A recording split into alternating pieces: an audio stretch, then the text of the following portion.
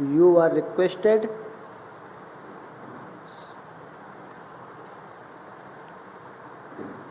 on YouTube channel Arya Singh Dulari Singh College of Education and Research. You will be teaching you English subject of B.Ed second semester. In last video I taught you the topic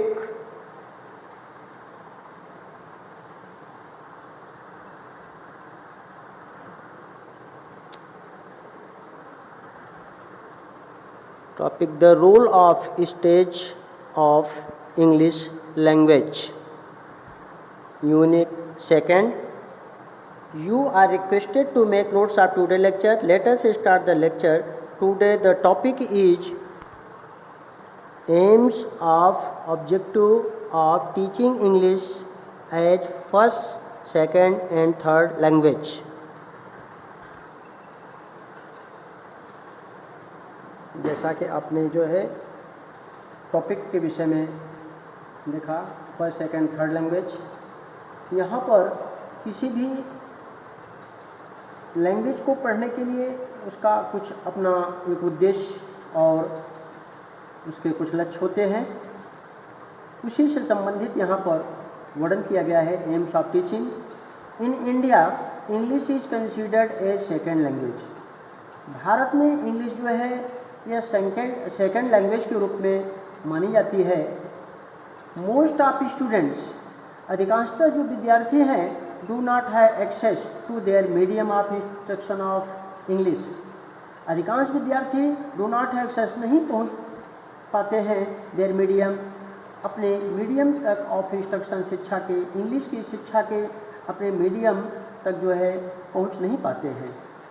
eight present aim of teaching English, सर्वप्रथम aim of teaching English is to assist student, यहाँ पर विद्यार्थियों को सहायता करना है to acquire practical command of this language. इस language को नियंत्रित करने के लिए जो नियंत्रित को प्राप्त करने के लिए यहाँ पर जो है सहायता करता है। अर्थात the students are well equipped to read, write and understanding English.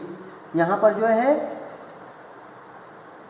जो विद्यार्थी हैं वह कह सकते हैं पढ़ने लिखने और समझने के लिए, अंग्रेजी भाषा को पढ़ने लिखने समझने के लिए बिल्कुल सुसज्जित हों अच्छी तरीके से। Objectives of English teaching according to doctor B.S. Bloom, the educational objectives or the desired goal or outcome at which instruction is aimed. According to Dr. B.S. Bloom, B.S. Bloom के अनुसार the educational objectives are desired goal, educational जो objectives हैं, जो इसके उद्देश्य हैं, are desired goal, वह कह सकते हैं इच्छित उद्देश्य है, outcome और परिणाम है, at which जिस पर instruction is aimed, जिस पर इंस्ट्रक्शन के लिए उद्देश्य बनाया जाता है। Language taught in school, school में जो भाषा पढ़ाई जाती है as first, second and third language, 3 language formula has been adopted by majority of states in the country. अधिकांश कह सकते हैं देशों में, देश के अधिकांश राज्यों में ये 3 फार्मूला को जो है स्वीकार किया जाता है।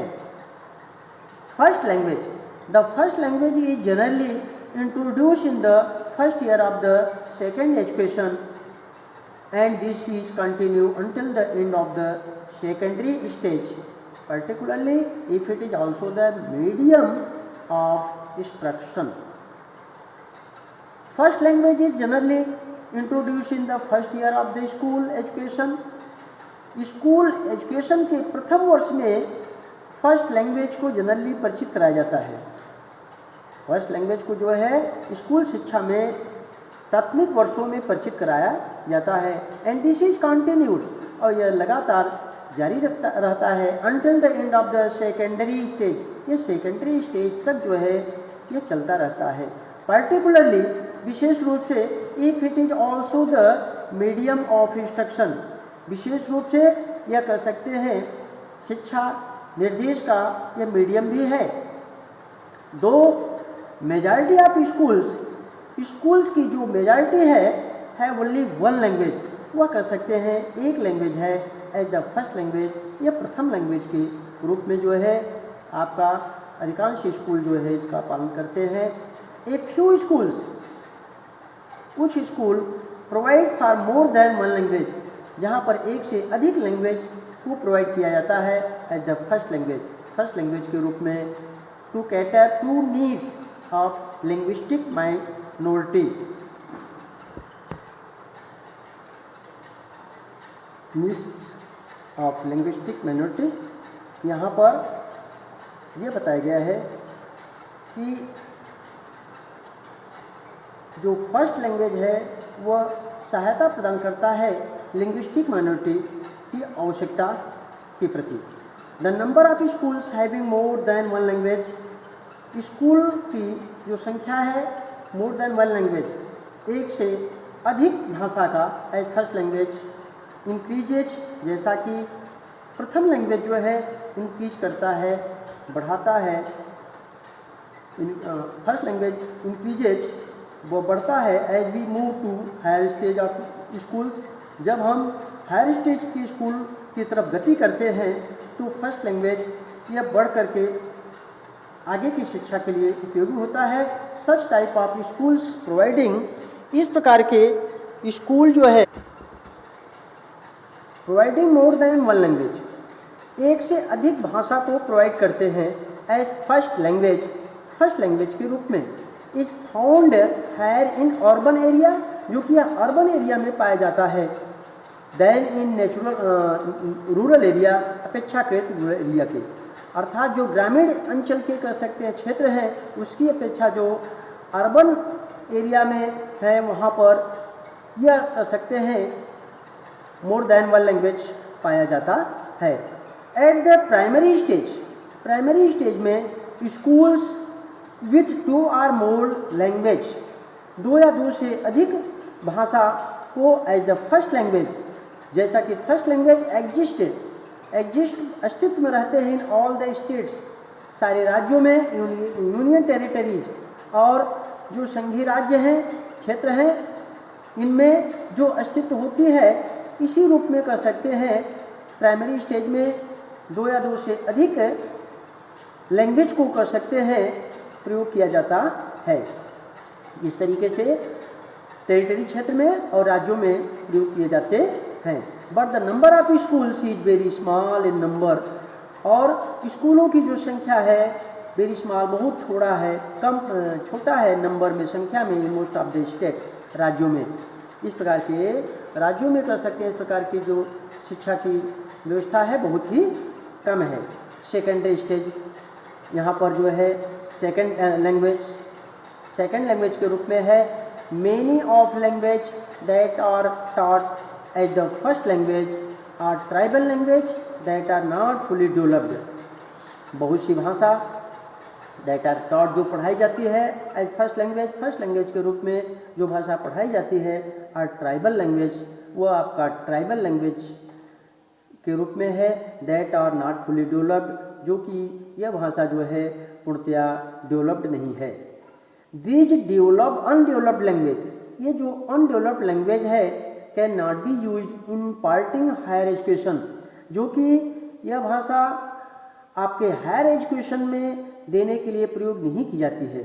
जो अनडेवलप्ड लैंग्वेज है इसका उच्च शिक्षा में देने के लिए प्रयोग नहीं किया जाता है।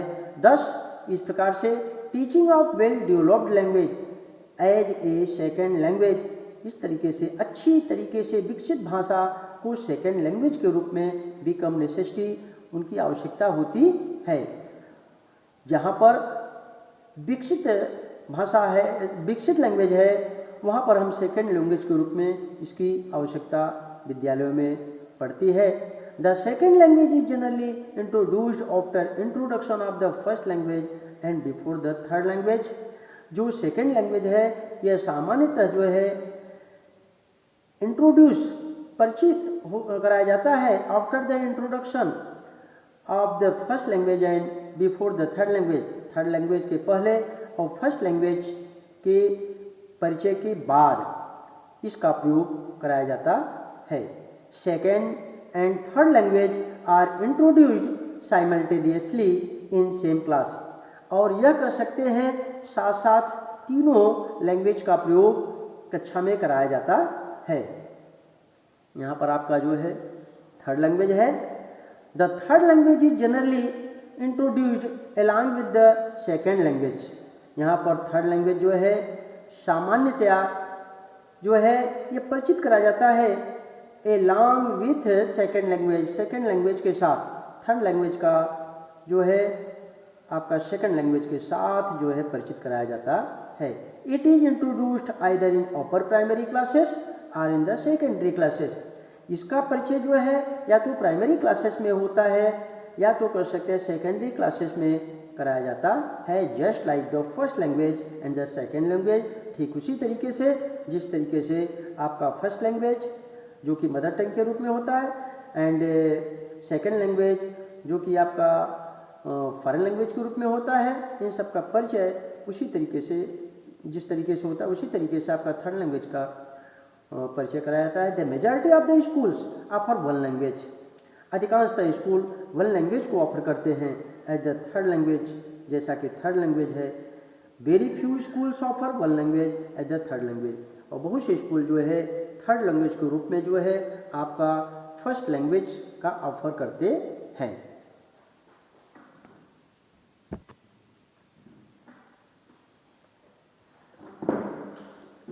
एम्स ऑफ टीचिंग इंग्लिश, यहाँ पर जो है इंग्लिश टीचिंग का जो उद्देश्य है इस संबंध में बताया गया है कि इसके क्या उद्देश्य हैं। देयर आर टू एम्स, इसके दो उद्देश्य बताए गए हैं।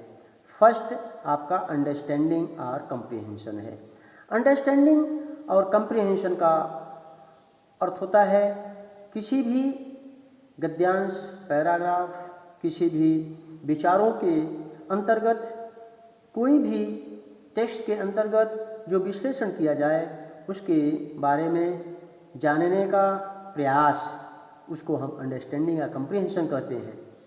जिस तरीके से किसी दिए गए पैराग्राफ में उसमें से पढ़ाने के पश्चात जो प्रश्न बनता है और उसका जो है बच्चों से परीक्षण किया जाता है, परीक्षण कराया जाता है, टेस्टिंग की जाती है कि बच्चे को कितनी बातें इसमें से समझ में आई, ऐसे कर सकते हैं। कंडीशन को हम अंडरस्टैंडिंग या कंप्रीहेंशन कहते हैं। आपका दूसरा बिंदु है रिप्रोडक्शन ऑफ एक्सप्रेशन। आपकी जो अभिव्यक्ति है उसको, अभिव्यक्ति को रिप्रोडक्शन करना, अर्थात उसको पुनः जो है अभिव्यक्ति को बताने की प्रक्रिया को जो है आप रिप्रोडक्शन ऑफ एक्सप्रेशन कहलाता है। निश्चित रूप से रिप्रोडक्शन करने से जो है बच्चों के अंदर एक स्ट्रांगनेस आती है और बच्चा आसानी से कर सकते हैं किसी चीज़ को अपने अभ्यास के माध्यम से उसका एक्सप्लेन या डिस्क्रिप्शन कर सकता है। ग्रेजुअली, धीरे धीरे, the following abilities should be developed during the 6 year course. यहाँ पर जो है क्रमशः निम्न योग्यताएं डेवलप्ड की जानी चाहिए during the 6 year courses. 6 year course के अंतर्गत जो है यहाँ पर निम्नलिखित योग्यताएं विकसित की जानी चाहिए। एबिलिटी, बच्चों के अंदर में जो है ऐसी योग्यता डालनी चाहिए टू हियर, सुने, रिकॉग्निशन, पहचाने, ऑफ इंग्लिश साउंड को विदाउट एरर्स, बिना किसी त्रुटि को। क्योंकि जब बच्चा किसी भी स्टेटमेंट को जब वो सुनता है और उसको सुनने के बाद में नए नए शब्दों को जो है देखता है तो उसको पहचान करता है और उस तरीके से ऐसे साउंड बिना त्रुटियों को कर सकते हैं, अंग्रेजी के साउंड को पहचानने और सुनने में योग्य हो जाता है। A fine distinction in sound में जो है एक अच्छी योग्यता, एक अच्छा कर सकते हैं विशिष्टता होनी चाहिए। एसेंट और उतार चढ़ाव व्हाइल हियरिंग, जब किसी चीज़ को आप सुनते हैं। इसके साथ आपका दूसरा बिंदु है एबिलिटी टू एसोसिएट। मीनिंग को एसोसिएट करना as to what is here, जो कुछ भी सुनी जाती है, आपने जो कुछ भी सुना है उसको मीनिंग के साथ जो है एसोसिएट करने की योग्यता होनी चाहिए। Ability to produce right type of sounds, i.e. अर्थात टू प्रोनाउंस उच्चारित करना विथ प्रॉपर स्ट्रेस, उचित बल के साथ, दबाव के साथ, पिच और स्थिरता के साथ, लक्ष्य के साथ, इंटोनेशन स्वर के उतार चढ़ाव के साथ, स्वर के उतार चढ़ाव, पिच, स्थिर स्थान और दबाव के साथ में जो है उच्चारण करना के लिए योग्यता को उत्पन्न करना है। नेक्स्ट है आपका ability to use all the above with accuracy and fluency. सारी योग्यताओं को जो है वास्तविकता और प्रवाहिता के साथ जो है प्रयोग करने की योग्यता देनी चाहिए। इस तरीके से जो है बच्चा आसानी से कर सकते हैं, शुद्धता पूर्वक और धारा प्रवाहिता के साथ जो है उसे जो है अपना अध्ययन कर सकता है, उसकी योग्यता को प्राप्त कर सकता है।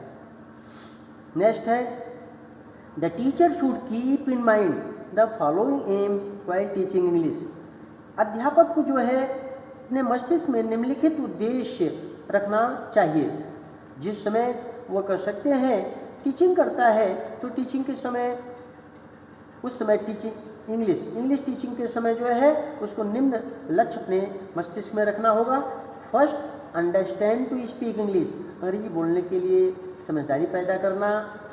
टू स्पीक करेक्ट इंग्लिश, और इंग्लिश को जो है सही तरीके से बोलना। जिस तरीके से कोई भी चीज़ जब बच्चे को कर सकते हैं उस टॉपिक के विषय में बताया जाता है तो उसको पुनरावृत्ति किया जाए, और पुनरावृत्ति के माध्यम से कर सकते हैं। Copy the statement, how to speak the sentence, seeing the activities and character of the teachers. Teacher के करेक्टर और क्रियाकलाप के आधार पर वो कर सकते हैं वह इंग्लिश को सही तरीके से बोलना सीखे। टू रीड इंग्लिश करेक्टली, इसके साथ साथ first teachers read the paragraph and all the students listen carefully what is taught. Then he again read English correctly, वह तुरंत जो है बच्चा उसको आसानी पूर्वक सही तरीके से जो है पढ़े, और इससे कर सकते हैं उसके अंदर में जो है कैपेसिटी पढ़ने की बनती है और बच्चा जो है सही तरीके से पढ़ने लगता है। टू राइट करेक्ट इंग्लिश, इसके साथ साथ टीचर्स को जो है ये ध्यान रखना होता है कि करेक्ट इंग्लिश लिखना सीखे। जब बच्चे को कर सकते हैं प्रैक्टिस कराया जाए तो bye practice he can write correctly, वह जो है सही तरीके से अंग्रेजी लिख सकता है या लिखने में सक्षम हो जाता है। इन सारी बातों को जो है एक अध्यापक को अपने दिमाग में रख करके जो है अंग्रेजी शिक्षण कार्य करना चाहिए। After the completion of 3 years course the aim should be developed the following abilities.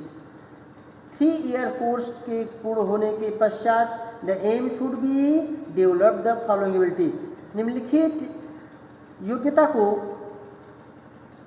विकसित करने का उद्देश्य होना चाहिए। निम्नलिखित योग्यता विकसित होनी चाहिए। आपका ये योग्यता है first, ability to read simple prose and poetry with proper understanding. आपने यहाँ पर ध्यान रखना है कि योग्यता होनी चाहिए पढ़ने का, simple prose and poetry, poetry और प्रोज के पढ़ने की योग्यता होनी चाहिए विथ प्रॉपर अंडरस्टैंडिंग, एक अच्छी समझ के साथ, एक अच्छी विचारधारा के साथ, एक अच्छी पकड़ के साथ प्रोज और पोट्री के पढ़ने की उसकी योग्यता विकसित करनी चाहिए। Ability to read story books, articles of general interest with speed and understanding. इसके साथ साथ जो है कहानी की पुस्तकों और सामान्य रुचि कि लेख विथ स्पीड एंड अंडरस्टैंडिंग, गति और समझदारी के साथ सामान्य रुचि की आर्टिकल्स, लेख और कहानियों की किताबों को पढ़ने की योग्यता पैदा करनी चाहिए। अर्थात बच्चे के अंदर में जो है कहानी की किताबों को पढ़ना, लेखों को पढ़ना समझदारी और गति के साथ जो है, ताकि बच्चा जो है अच्छी तरीके से जो है कहानी की किताबों को पढ़ते समय उसके अंदर में नए नए चीज़ों की क्रिएशन हो और नए नए लेख के माध्यम से उसकी मानसिक मेंटल पावर बढ़े। नेक्स्ट है आपका ability to read others without breaking the chain of thoughts, connecting idea with the basic idea. Ability to read others without breaking the chain of thoughts, chain विचारों के चेन को तोड़े बिना, connecting idea विचारों को जोड़े बिना, विद द बेसिक आइडिया मूलभूत विचारों के साथ, मौलिक विचारों के साथ में विचारों को जोड़ते हुए और विचारों का जो श्रृंखला है उसको तोड़े बिना जो है दूसरे विचारों को पढ़ने की योग्यता पैदा करना, जिससे कर सकते हैं वह अपने उद्देश्य में अच्छी तरीके से सफल हो जाए। Thus, the teacher should not aim at more than one or two ability। इस प्रकार से टीचर को जो है उद्देश्य नहीं रखना चाहिए मोर देन वन और टू, एक या दो से अधिक उद्देश्य टीचर को नहीं रखना चाहिए। एक दो योग्यता से अधिक का उद्देश्य नहीं बनाना चाहिए। Achievement of aim should be gradual process, और जो एम है उसकी उपलब्धियां, जो आपके उद्देश्य हैं उनकी जो उद्देश्य की उपलब्धियां हैं वह क्रमिक रूप से प्रोसेस होनी चाहिए, वह निरंतर आगे की तरफ जो है बढ़ते रहना चाहिए। आपने aims and objective of English teaching as first, second and third language के विषय में आपने अध्ययन किया। यहाँ पर भाषा का अध्ययन करने के लिए निश्चित रूप से सर्वप्रथम जो है फर्स्ट लैंग्वेज जो मदर टंग के रूप में आती है, जब बच्चा अपना बेसिक नॉलेज को प्राप्त करता है तो उसको बेसिक नॉलेज अपने ही मदर टंग से करना पड़ता है, क्योंकि मदर टंग में उसका जो कार्य क्षेत्र है वह हमेशा जीवनचर्या में रहता है और सारे क्रियाकलाप उसी में रहते हैं। इसलिए यदि फर्स्ट लैंग्वेज के माध्यम से बच्चे को जो है शिक्षण कार्य कराया जाता है तो वह उनके लिए जो है अत्यधिक इफ़ेक्टिव होता है। और फर्स्ट लैंग्वेज के पश्चात धीरे धीरे क्रमिक रूप से जो है इस प्रोसेस को आगे बढ़ाने के लिए जो है आपको सेकंड थर्ड लैंग्वेज के विषय में शिक्षण कार्य कराया जाए तो निश्चित रूप से बच्चे के अंतर्गत जो है एक विशेष इम्प्रेशन जाएगा और वह एक अच्छा उसके ऊपर प्रभाव पड़ेगा। और इसी के साथ आपका यह टॉपिक समाप्त होता है। आपका next topic you will study speaking, listening, reading and writing. Thank you.